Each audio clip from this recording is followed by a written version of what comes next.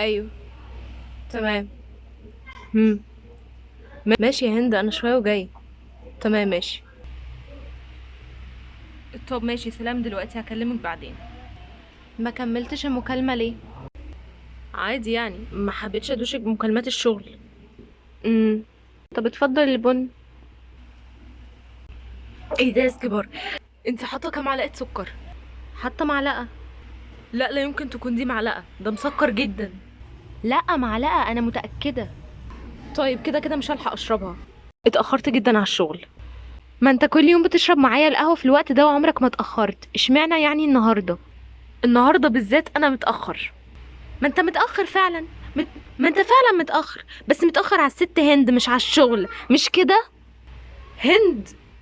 ايوه هند، تقدر تقولي مين دي؟ دي السكرتيره الجديده. وانا فعلا كنت بكلمها دلوقتي، بس بكلمها في الشغل. متاخر عليها عشان محضره لي ورق كتير جدا للشغل، محتاجه اروح امضيه دلوقتي. عن اذنك.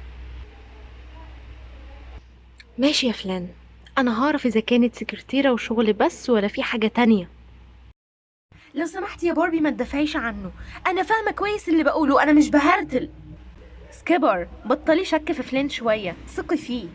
بقولك عمال يعمل لها كومنتس ولايكات على صورها على الفيسبوك، والنهارده كان بيكلمها، واول لما دخلت قال لها هنتكلم بعدين وقفل. كل دي مش دلائل؟ ما قالك انه كان بيتكلم في الشغل. طيب دي وعديناها. ايه بقى الكومنتس واللايكات اللي عمال نازل عماله على البطال يعملها لها على الفيسبوك دي؟ ما طول عمره بيعمل لايكات لزميلاته، اشمعنى دي يعني اللي ركزتي معاها؟ عشان عارفاهم بالوحده واثقه فيهم وفي اخلاقهم. انما دي انا معرفهاش وهو مش راضي يعرفني عليها. بس انا بقى هتعرف عليها. سكيبر بطلي جنانك ده من فضلك. حاضر هبطل، بس بعد ما اتعرف عليها. رايحه فين بس؟ رايحه له الشركه.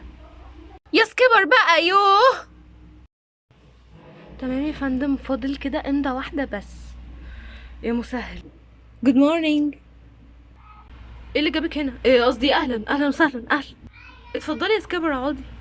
ميرسي.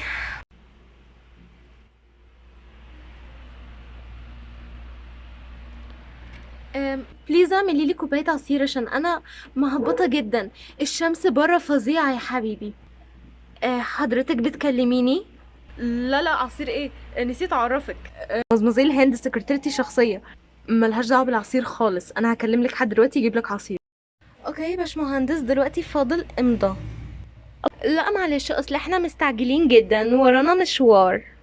مشوار ايه؟ انتي ما قلتليش على اي مشوار. عايزه اعمل شوبينج. طب ما بتروحي على طول مع باربي؟ لا عايزاك انت معايا عشان عايزه اخد رايك في شويه حاجات للبيت. عايزه اجيب الشاشه الكبيره قوي اللي قلتلك عليها عشان نتفرج بالليل مع بعض على فيلم. طيب استأذن انا؟ لا يا هند استني اما نخلص شغلنا الاول، انا مش مستعجل خالص. نعم. زي ما سمعتي، اما اخلص شغلي. لا وعلى ايه؟ انا مش رايحه في حته خالص. استني يا سكيبر، يا سكيبر لو سمحتي استني. يوه. شفتي؟ شفتي يا باربي؟ اتأكدت اني مش شكاكة؟ شفتي اللي حصل؟ اهدي يا سكيبر يا حبيبتي، اهدي.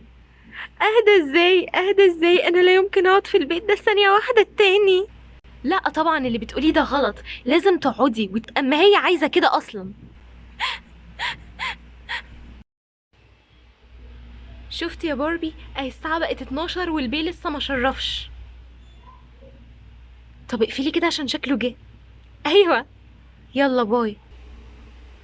مساء الخير. مساء النور.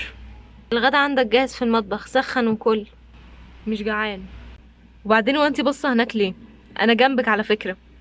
مش جعان. تلاقيك اتغديت معاه. ما اكلتش خالص. سكيبر والله ما فيش حاجه من اللي في بالك دي خالص.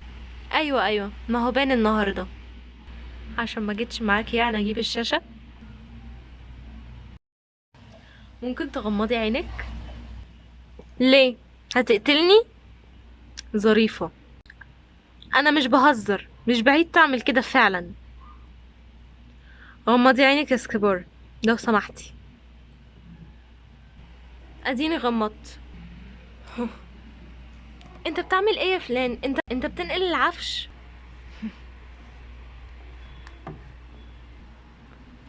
يلا يا سكيبر فتحي عينك. مش ممكن، دي الشاشة اللي كان نفسي فيها، تحفة. انا اسف جدا يا سكيبر، والله العظيم لو تعرفي ضغط الشغل اللي عليا ما هتعملي كل ده. خلاص اتصالحت. كحياني شكلها اتكسرت. طب انت فين اهلك يا حلوة؟